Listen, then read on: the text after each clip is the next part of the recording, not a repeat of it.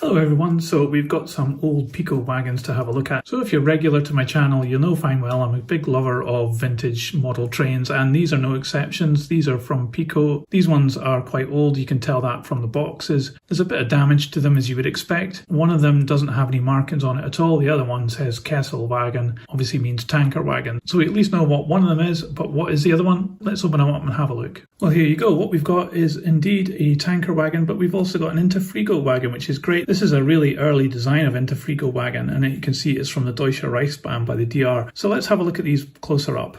We'll start off with the Inter Frigo wagon. So there's plenty of choice when it comes to fridge vans. This one I think is quite an old design.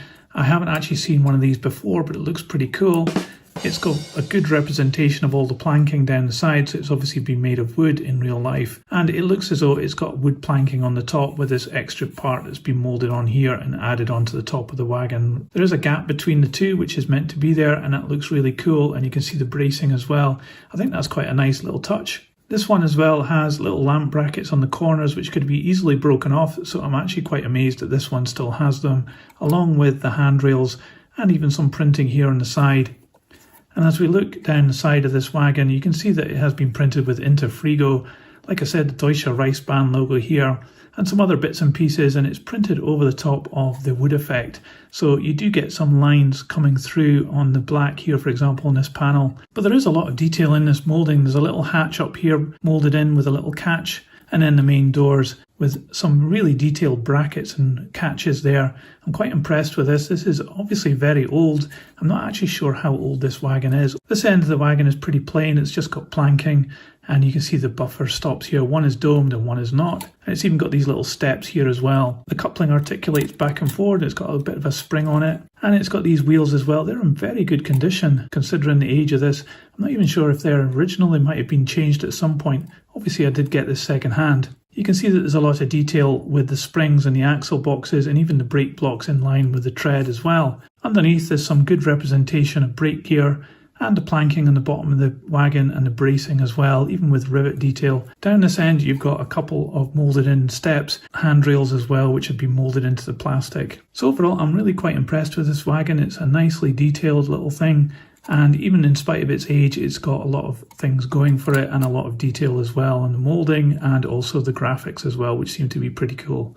Let's have a look at the tank wagon. So it's another characterful wagon, this one. It's in this logo. I'm not quite sure what that is. Is it JIL or something like that? And I would guess that this is a fuel tanker, but I'm not 100% sure because it's all in German, obviously. It's got the DR in Deutsche Reichsbahn, and it's got some really nice transfers down here on the plates, on the chassis, and also on the side of the tank as well. The chassis has got a huge amount of detail on it, lots of rivets, all the springs, but axle boxes and the brakes as well. These ones aren't in line with the wheels like they are on the Inter Frigo wagon, so that's a bit of an omission, but it's not too bad at all. At least they've got them there.